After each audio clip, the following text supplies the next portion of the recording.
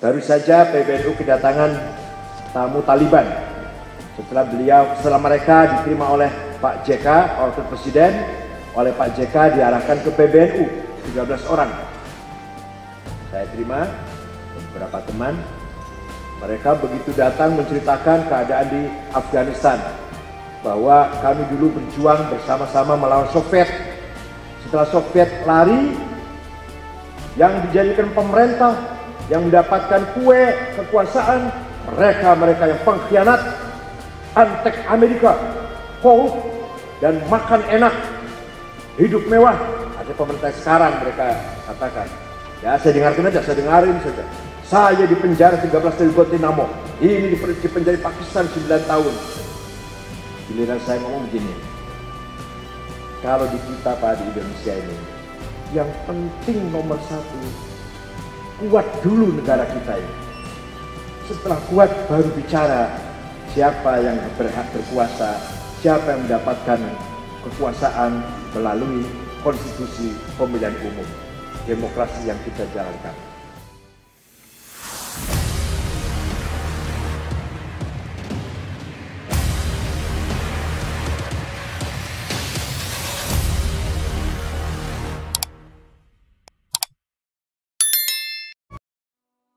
Assalamualaikum warahmatullahi wabarakatuh.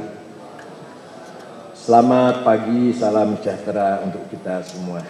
Bismillah, alhamdulillah, wassalatu wassalamu ala sayyidina wa maulana Muhammad Rasulillah wa ala alihi wa sahbihi wa man tabi'a sunnatahu wa jama'atah min yaumina hadha ila yaumil ba'thi wan nahdhah. Yang saya hormati Bapak dari yang mewakili Pak Kapolri, dari Pejaten, Pak Sundawan, Brigjen Kombes Joko, Brigjen Merdi, dan dari Densus, rekan-rekan ormas Islam dan ormas yang saudara kita non-muslim yang berbahagia. Kita semua tahu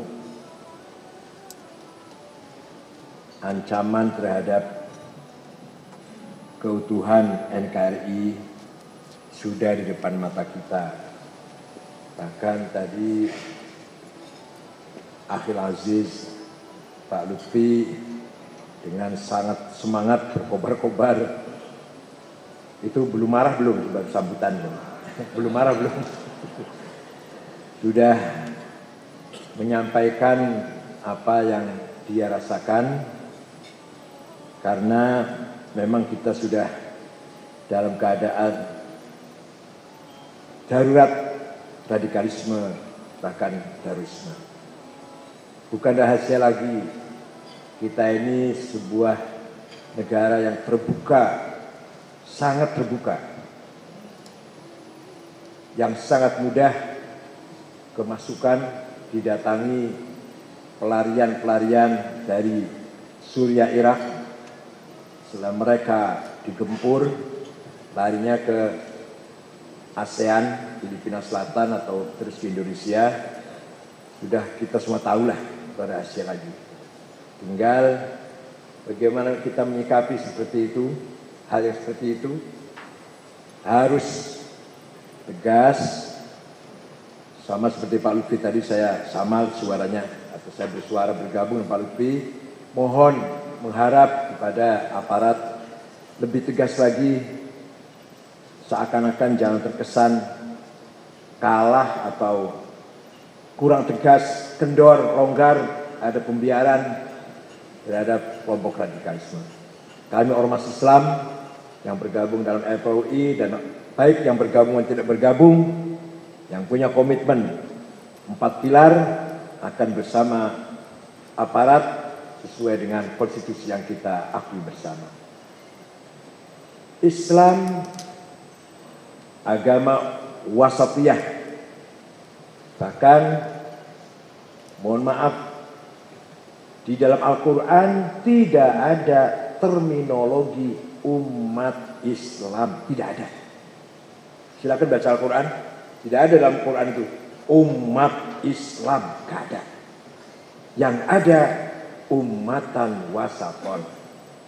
Apa artinya? Artinya Quran menekankan kualitas, bukan hanya simbol, bukan hanya legal formal, tapi lebih substansif lagi, yaitu kualitas keumatan kita. Yang diharapkan oleh Al-Quran, bahkan yang diperintahkan oleh Al-Quran, kita menjadi umat yang moderat, keren, berwibawa, mampu berperan di segala lini, segala bidang. Syuhada 'alan nas, syuhudan dinian, peran agama, thaqafin hadarian, peradaban, kebudayaan, bahkan sia-sian politik. Oleh karena itu, menuju umatan wasaton, satu, harus cerdas, didukung dengan pemahaman intelektualitas yang maksimal, pemahaman Islam yang benar, yang maksimal, yang mumpuni, baru akan menjadi wasatiyah. Tanpa ilmu pengetahuan tidak mungkin bersikap wasatiyah, atau sebaliknya, yang tidak bersikap wasatiyah berarti masih belum memahami agama Islam dengan benar, dengan baik. Banyak contohnya, kalau saya contohkan banyak sekali. Bagaimana Nabi Muhammad ketika ada seorang sahabat namanya Hasin al-Khazraji mengancam anaknya yang tidak mau masuk Islam. Punya anak gak mau masuk Islam. Beliau ancam, saya bunuh kamu. Begitu ada sahabat mengancam anak, ayah mengancam anak, turun ayat Al-Quran, la ikraha fiddin, tidak boleh ada teror dalam agama. Ayah mengancam anak, dilarang oleh Al-Quran. Apalagi yang bukan anak, bukan ponakan, bukan paman, bukan family. Itu konteksturnya ayat la ikraha fiddin, ketika ada seorang ayah mengancam terhadap anaknya. Ini bukti jelas bahwa Islam agama yang sangat wasatiyah, sangat moderat. Bagaimana Nabi Muhammad menghormati perjanjian-perjanjian dengan non-muslim, hubungan baik dengan gubernur Mesir Muqawqis yang beragama ortodok Koptik, dengan Najasyi Ethiopia, saling tukar-menukar hadiah. Bagaimana beliau menghargai keberadaan Yahudi yang hidup di tengah-tengah masyarakat Madinah. 3 suku, Bani Qainuqa, Bani Quraidah, Bani Nadir. Bahkan diberlakukan sama, di mata hukum sama, diberi fasilitas pelayanan yang sama. Innahum ummatun wahidatun min dunin nas. Non-muslim juga satu umat seperti kita, sama-sama penduduk kota Madinah. Itu artinya Nabi Muhammad menjalankan sistem citizenship, sistem kewarganegaraan yang satu visi misi, satu cita-cita muslim dan non-muslim di negeri Madinah tersebut. Oleh karena itu negaranya namanya Madinah, bukan negara Islam, bukan negara Arab. Madinah, negara yang beradab, berperadaban, berbudaya, civilized, yang semua warga negaranya, penduduknya diberlakukan sama hak dan kewajiban.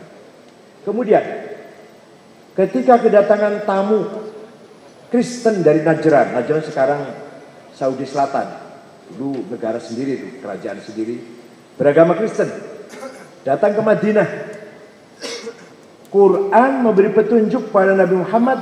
Begini bunyinya Quran, qul inna au iyyakum la'ala hudan au fi dhalalim mubin. Katakan Muhammad kepada tamu itu, mari kita duduk bersama, berbincang-bincang, berdialog, entah kami atau Anda yang benar atau yang sesat. Coba, jadi berdialog itu berangkat dari nol, berangkat dari zero. Tidak langsung saya benar kamu salah, tidak. Qul, katakan, inna kami au iyyakum atau Anda la'ala hudan, yang benar, au fi dhalamin, atau yang tidak benar, atau yang sesat. Ini betapa indahnya perintah Al-Quran, perintah Islam ketika berdialog dengan yang beragama non-Muslim. Dari sinilah keputusan Musyawarah Nasional Ulama NU di Banjar, Jawa Barat memutuskan bahwa warga NU tidak boleh memanggil kepada teman saudara-saudara kita yang beda agama dengan panggilan kafir, tapi panggil non-Muslim.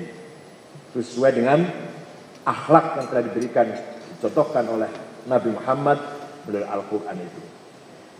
Jadi akhlakul karimah, akhlak moral yang tinggi akan melahirkan budaya yang tinggi, akan melahirkan bangsa yang bermartabat, berkepribadian, berkarakter. Sebenarnya kita bangsa Indonesia nature-nya bangsa yang berkarakter, yang berbudaya. Mohon maaf Pak Syekh Abdullah atau Syekh Alido, bangsa Indonesia jauh lebih mulia daripada bangsa Arab. Agama kita Islam dari Arab, Quran bahasa Arab, sholat bahasa Arab, azan bahasa Arab, Nabi kita orang Arab, tapi budaya kita terutama sekarang jauh lebih mulia daripada budaya masyarakat Arab. Jadi ketika kita belajar menuntut ilmu ke Timur Tengah, mari kita bawa pulang ilmunya, bukan budayanya. Gus Dur, Gus Mus, Pak Quraish Shihab, Pak Alwi Shihab, Pak Agil Munawar, ya saya sendirilah pulang dari Arab yang saya bawa ilmu, ya walaupun seadanya lah, tapi saya bawa ilmu yang saya bawa dengan anak 4, punya anak 4 saya pulang dari sana. Budaya tidak saya bawa. Karena apa? Kami bangga, kami bersyukur kita memiliki budaya yang sangat tinggi dibanding mereka. Begitu pula yang kuliah di Barat, yang kuliah di Amerika, pulang jangan mentang-mentang sarjana dari Amerika, nenteng-nenteng whisky, di alun-alun ciuman, di tengah jalan, pinggir jalan, terang-terangan ciuman dengan mabok-mabokan. Di sini Indonesia, Bung, bukan Amerika, bukan Eropa. Kita harus bangga budaya kita. Puncak budaya kita adalah sesuai dengan Al-Quran. Wala tasubbul ladzina yad'una min dunillah fayasubbullaha adwan bighairi 'ilm kadzalika zayyana likulli ummatin 'amalahum. Artinya apa? Jangan kamu sekali-kali mencaci maki Tuhan selain Allah. Nanti mereka yang non-muslim mencaci maki Allah. Walhasil tidak boleh mencaci maki non-muslim yang beda agama. Nah, Quran ini aduan bighairi ilm akan melahirkan permusuhan yang tidak berguna, yang gak ada manfaatnya, gak ada faedahnya. Bighairi ilm. Terusnya apa? Kadzalika zayyana likulli ummatin amalahum.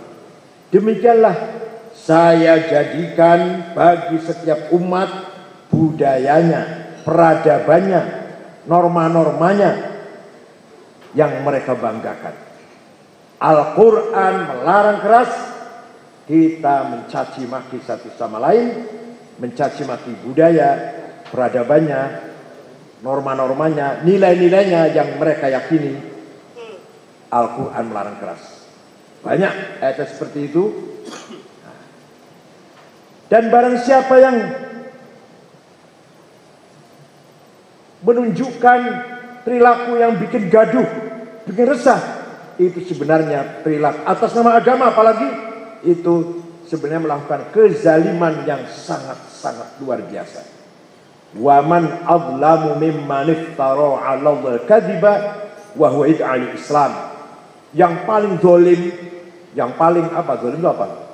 Yang paling salah, zalim adalah orang melakukan kejahatan dengan mengatasnamakan Islam, membunuh, membakar, merusak dengan atas nama Islam.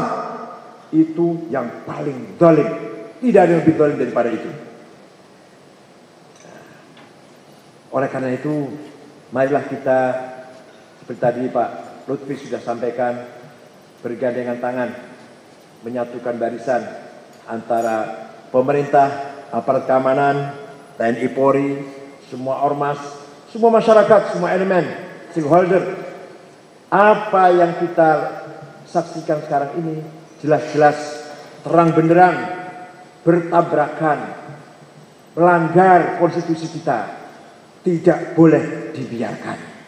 Kalau sudah ada kelompok yang jelas-jelas anti NKRI, anti Pancasila, ingin merubah Pancasila, kenapa Pak Polisi masih ragu? Kenapa masih ada pembiaran seakan-akan?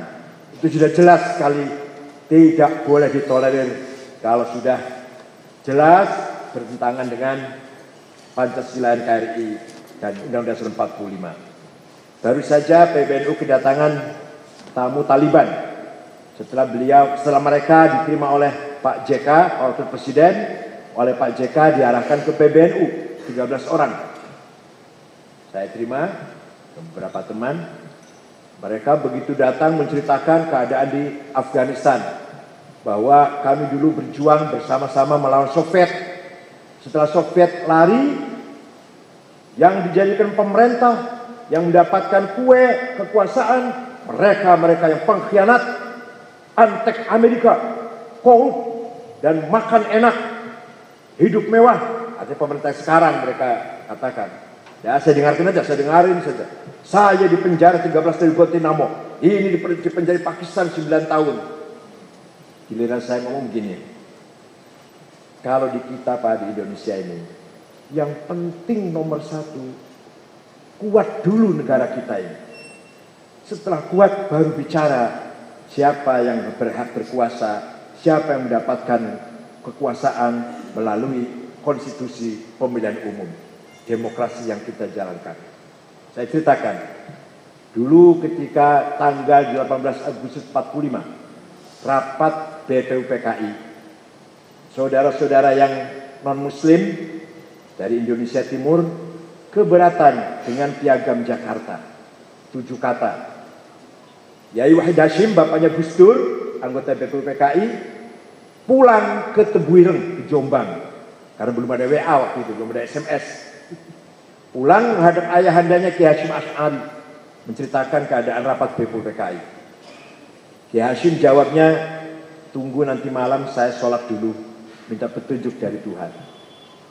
Pagi Kiai Hasyim mengatakan kepada Kiai Wahid, Wahid, saya setuju piagam Jakarta dihilangkan. Saya setuju. Yang penting Indonesia kuat dulu. Persatuan negara kuat dulu. Di atas negara yang kuat itulah kita dakwah Islam. Kita berjuang mensyiarkan agama Islam. Kita bangun masjid, pesantren, madrasah, majelis taklim. Di atas negara yang kuat itu. Man laisa lahu ard, laisa lahu dzakirah, laisa lahu tarikh, wa man laisa lahu tarikh, laisa lahu dzakirah. Barang siapa tidak punya tanah air, tidak mungkin bisa berjuang. Karena berjuang itu dimulai berpijak dari tanah air. Mengapa Nabi Muhammad hijrah ke Madinah? Karena ingin membangun tanah air. Dari Madinah itulah Nabi Muhammad berjuang menyebarkan agama Islam dengan damai, dengan santun, dengan membawa rahmat. Oleh karena itu Kiai Hasyim Asy'ari setuju, NU setuju piagam Jakarta 7 kata dicoret. Yang penting negara ini bersatu dulu, kuat dulu. Apa artinya bicara syariat Islam kalau akhirnya perang saudara? Apa artinya itu? Di Afghanistan itu 40 tahun sudah. Begitu Soviet lari sudah bicara syariat Islam. Yang terjadi seperti sekarang. 40 tahun. Negaranya tidak kuat, bahkan amburadul, perang saudara iya. Korban sudah ratusan ribu. Apa artinya kita bersyariat Islam, tapi kalau mengakibatkan fawdha, berantakan, tidak ada artinya apa.